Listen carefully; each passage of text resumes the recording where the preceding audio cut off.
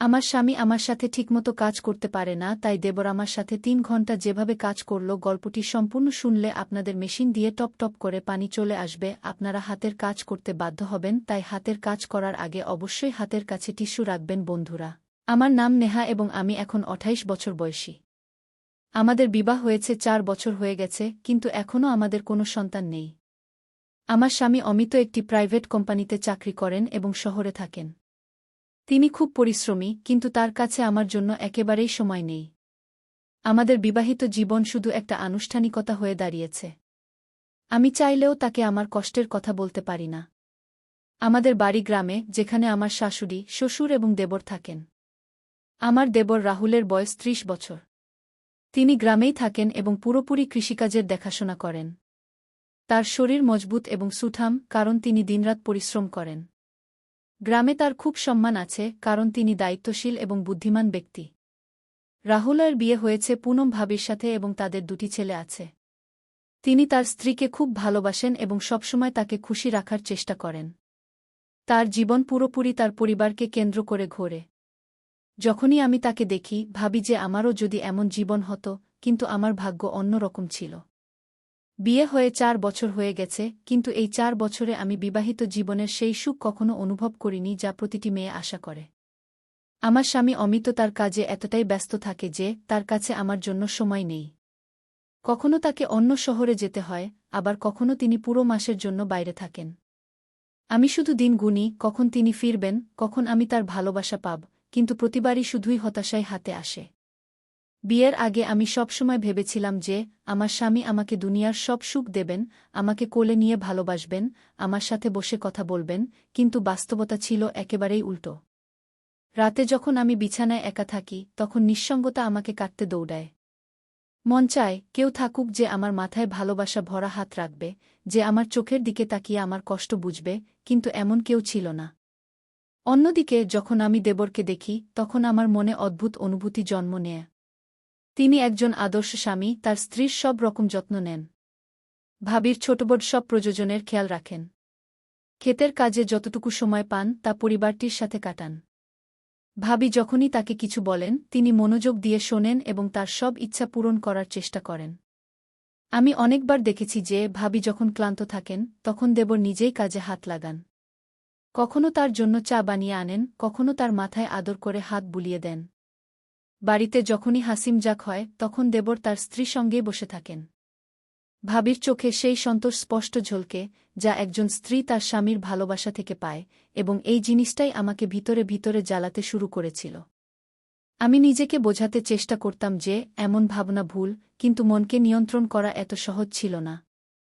যখন আমি দেবর এবং পুনম ভাবিকে হাসতে, কথা বলতে, একে অপরের সাথে খুশি দেখতাম, তখন আমার মনে এক অদ্ভুত জ্বালা উঠত। মনে প্রশ্ন আসত, কেন অমিত আমার সাথে এমন আচরণ করেন না? অনেকবার এই ভেবে চোখে জলও আসত যে যদি আমার বিয়ে দেবরের সাথে হতো। যখন আমি পুনম ভাবিকে তার সাথে দেখতাম, তখন মনে এই প্রশ্ন উঠত যে আমি যদি তার জায়গা হতাম, তাহলে কি আমিও এত ভালোবাসা পেতাম? দেবর কি আমাকেও ততটাই খুশি রাখতেন যতটা তিনি তার স্ত্রীকে রাখেন? এটা ভুল ছিল, কিন্তু এটা আমার মনে বারবার আসত। রাতের নীরবতা আমার নিঃসঙ্গতাকে আরও গভীর করে তুলত। যখন পুরো বাড়ি ঘুমিয়ে পড়ত, তখন আমি পাশ ফিরতে থাকতাম। কখনো চোখ বন্ধ করলে দেবরের হাসি মনে পড়ত, কখনো ঘুমাতে চেষ্টা করলে তার শক্তিশালী হাতে খেতে কাজ করার দৃশ্য চোখের সামনে ভেসে উঠত। যখন অমিত বাড়ি আসতেন, তখনও তিনি শুধু ফোনে ব্যস্ত থাকতেন। আমি অনেকবার চাইতাম যে তিনি আমার দিকে তাকান, আমার পাশে বসেন, আমার সাথে ভালোবাসা ভরা কথা বলেন, কিন্তু এমন কিছুই হতো না। বিবাহিত হয়েও আমি কোনো অবিবাহিত মেয়ের মতো ভালোবাসার জন্য তাড় পাচ্ছিলাম। আমার মনে বারবার এই প্রশ্ন উঠত যে যদি আমার স্বামী আমাকে ভালোবাসা না দেন, তাহলে কি আমি সারা জীবন এভাবেই একা থাকব? আমার কি জীবন অন্যের সুখ দেখে জ্বলতে জ্বলতেই কাটাতে হবে? আমি তো আগেই একা ছিলাম। তখনই আমার স্বামী বললেন যে তাকে কাজের সূত্রে অন্য শহরে যেতে হবে। প্রতিবারের মতো এবারও তিনি যাওয়ার সময় বলেছিলেন, নেহা, নিজের যত্ন নিও, বেশি চিন্তা করো না, আমি তাড়াতাড়ি ফিরব। কিন্তু আমি জানতাম যে তাড়াতাড়ি মানে কমপক্ষে ১ মাস তো হবেই। তার কথাগুলো এখন আমার কাছে ফাঁপা মনে হতে শুরু করেছিল। আমি কোনো অভিযোগও করতে পারতাম না, কারণ আমি নিজেকে বুঝিয়ে নিয়েছিলাম যে তার প্রাথমিকতা শুধু তাদের কেরিয়ার, আমি এখন নয়। বাড়ির সমস্ত কাজ এবং দায়িত্ব আমার এবং পুনম ভাবির ছিল। সারাদিন কাজে ব্যস্ত থাকতাম, কিন্তু মন তো সেখানেই ঘুরে বেড়াত জেঠির দিকে। সেদিন সকালের সময় ছিল। আমি উঠোনে কাপড় ধুচ্ছিলাম। সূর্যের হালকা রশ্মি সাদা চাদরের উপর পড়ছিল এবং ঠান্ডা বাতাস বইছিল। আমি বালতিতে কাপড় ভিজিয়ে রেখেছিলাম, কিন্তু যেই আমি কল খুললাম পানি আসল না। আমি বেশ কয়েকবার চেষ্টা করলাম, কিন্তু পানির এক ফোঁটাও পড়ল না। আমি এদিক ওদিক দেখলাম এবং দেখলাম যে জেঠজি ক্ষেত থেকে ফিরছিলেন। কপালে ঘামের ফোঁটা চকচক করছিল এবং তার শক্তিশালী শরীর, যা পরিশ্রমে গড়া হয়েছিল, সূর্যের আলো ঝলমল করছিল। আমি সংকোচের সাথে বললাম, জেঠজি, দেখুন না কল থেকে পানি আসছে না, একটু দেখুন কি হয়েছে কি। তিনি আমার কাছে এলেন এবং কিছু না বলে কলের দিকে ঝুঁকে গেলেন।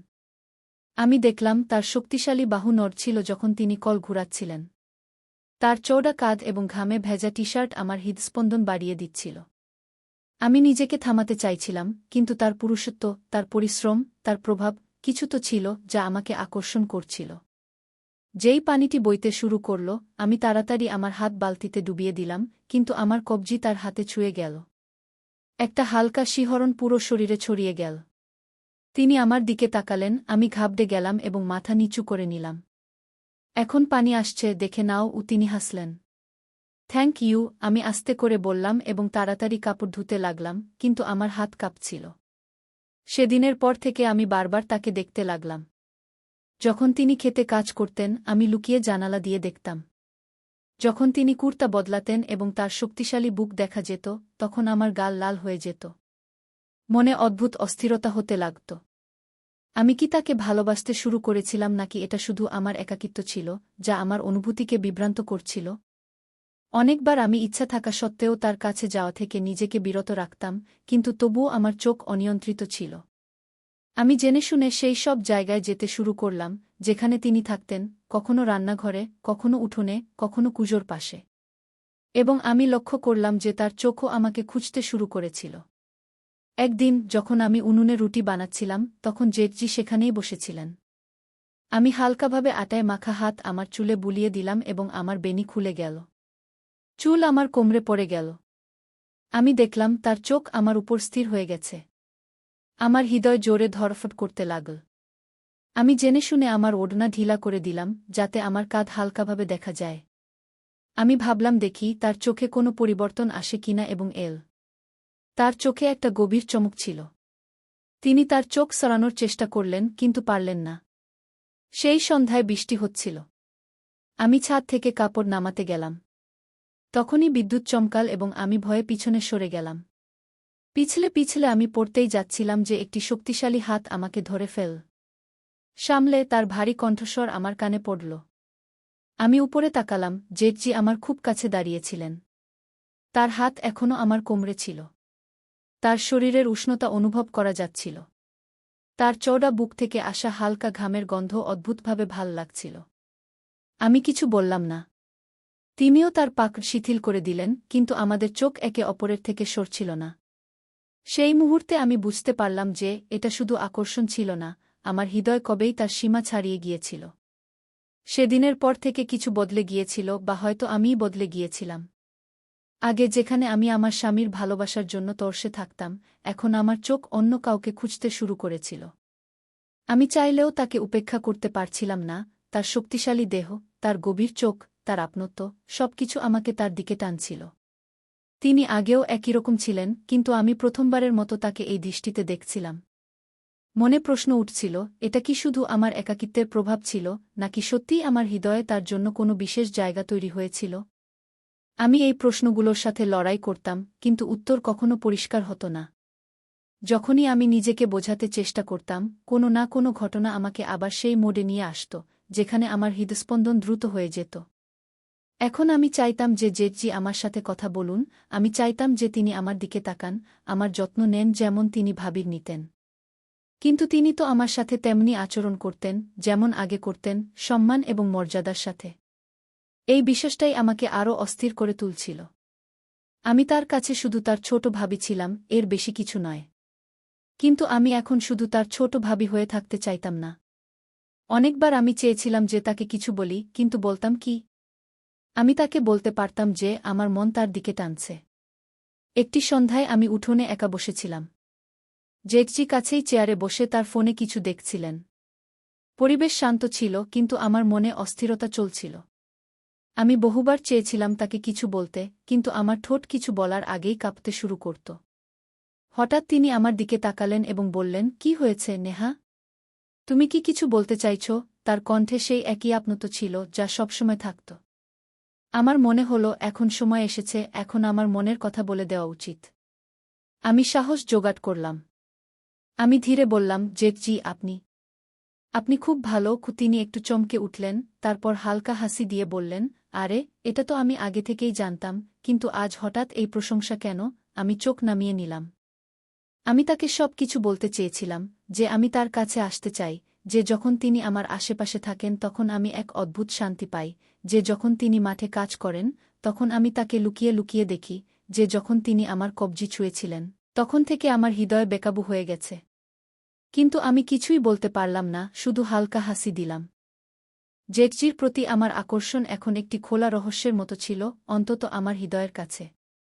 যখনই আমি তাকে দেখতাম হৃদয়ে অদ্ভুত চাঞ্চল্য হতো। তার কণ্ঠস্বর, তার হাসি, তার মাঠে কাজ করা, সবকিছু আমাকে তাকে আরও টানছিল। কিন্তু এই আকর্ষণ একতরফা ছিল। জেঠজি হয়তো কখনো অনুভব করেননি যে তার ছোট বৌদি তাকে এভাবে দেখেন।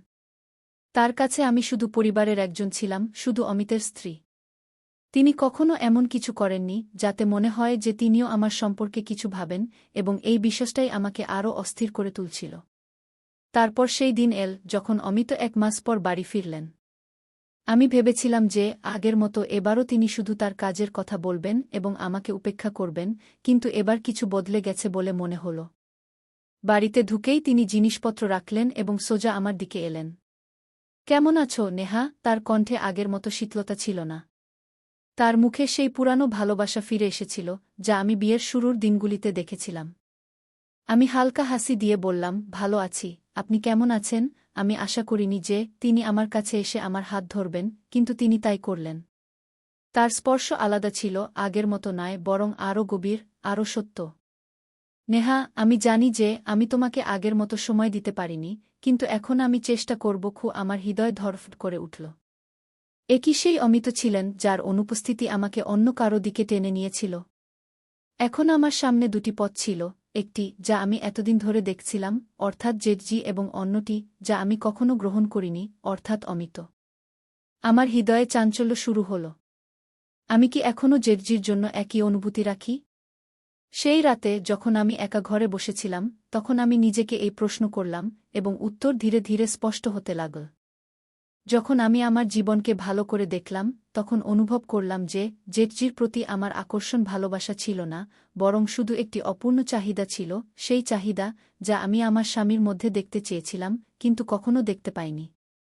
যখন আমি অমিতের কাছ থেকে সেই ভালোবাসা পাইনি, যা আমার প্রয়োজন ছিল, তখন আমি তা অন্য কোথাও খুঁজতে শুরু করেছিলাম। এবং সেই অন্য কোথাও আমার নিজের বাড়িতে, জেঠজির রূপে। কিন্তু জেঠজি কি কখনো অনুভব করেছিলেন যে আমি তার জন্য কিছু অনুভব করতে শুরু করেছিলাম? না। তিনি কি কখনো আমার চোখে কোনো পরিবর্তন দেখেছিলেন? না। এবং এটাই সঠিক ছিল। তিনি ঠিক তেমনি ছিলেন যেমন সবসময় ছিলেন, তার মাঠ এবং পরিবারে ব্যস্ত, তার সন্তান এবং স্ত্রীর প্রতি সমর্পিত। আর আমি এখন ধীরে ধীরে এই অনুভূতি থেকে বেরিয়ে আসছিলাম। অমিত এখন সত্যিই বদলে গিয়েছিলেন। তিনি এখন আমার সাথে বেশি সময় কাটাতে শুরু করেছিলেন। রাতে যখন আমি পাশ ফিরতাম তখন তিনি আমার হাত ধরে ঘুম পাড়াতেন। এখন যখন আমি উঠোনে বসি তখন আমার চোখ জেঠজির দিকে যায় না। এখন যখন তিনি মাঠে যান তখন আমি লুকিয়ে তাকে দেখার চেষ্টা করি না। এখন যখন তিনি আমার কাছে থাকেন তখন আমার হৃদয় জোরে ধড়কে না, কারণ এখন আমি বুঝতে পেরেছি যে আমার যে ভালোবাসা দরকার ছিল তা অন্য কোথাও নয়, আমার নিজের স্বামীর কাছেই ছিল। সবকিছু বদলে গিয়েছিল, কিন্তু একটি জিনিস যা কখনো বদলায়নি, তা হল জেঠজি কখনো অনুভব করেননি যে আমি তাকে পছন্দ করতাম। এবং হয়তো এটাই ভালো ছিল। আমার হৃদয়ে যে অনুভূতিগুলি ছিল তা এখন হারিয়ে গেছে। জেঠজি এখনও একই রকম হাসি খুশি, তার কাজে ব্যস্ত, তার স্ত্রী এবং সন্তানদের সাথে খুশি। আমি এখনও সেই একই বাড়িতে আছি, কিন্তু এখন আমার মনোযোগ শুধু আমার স্বামী এবং আমার বিবাহে। কখনো কখনো কিছু ভালোবাসা শুধু অনুভূতি হয়ে থাকে, কাউকে জানানো ছাড়াই। তো বন্ধুরা, একজন নারীর জন্য ভালোবাসা শুধু একটি অনুভূতি নয়, বরং তার পুরো বিশ্ব। যখন সে তার স্বামীর কাছ থেকে সেই ভালোবাসা পায় না, যা তার প্রয়োজন, তখন তার হৃদয় বিচলিত হতে শুরু করে। নেহার সাথেও এমনটাই হয়েছিল। অমিত যদি সময়মতো না বদলতেন, তাহলে হয়তো তার একাকিত্ব তাকে এমন পথে নিয়ে যেত, যেখানে দুটি পরিবার ধ্বংস হতে পারত, তার নিজের এবং তার জেঠের। তাই প্রত্যেক স্বামীর বুঝতে হবে যে, তার স্ত্রী শুধু রুটি বানানো এবং ঘর সামলানোর জন্য নয়, তারও ভালোবাসা, সম্মান এবং আপনত্ব প্রয়োজন। যদি সে এসব না পায়, তাহলে সে অন্য কোথাও ভালোবাসা খুঁজতে শুরু করে, এবং এটাই যেকোনো সম্পর্ক ভাঙার সবচেয়ে বড় কারণ হয়ে দাঁড়ায়। আপনার এই গল্পটি কেমন লাগল? যদি আপনার এই গল্পটি পছন্দ হয়ে থাকে, তাহলে লাইক করুন, কমেন্ট করে আপনার মতামত জানান এবং আমাদের চ্যানেল সাবস্ক্রাইব করুন, যাতে এরকম আরও হৃদয়স্পর্শী গল্প আপনার কাছে পৌঁছাতে পারে। ধন্যবাদ।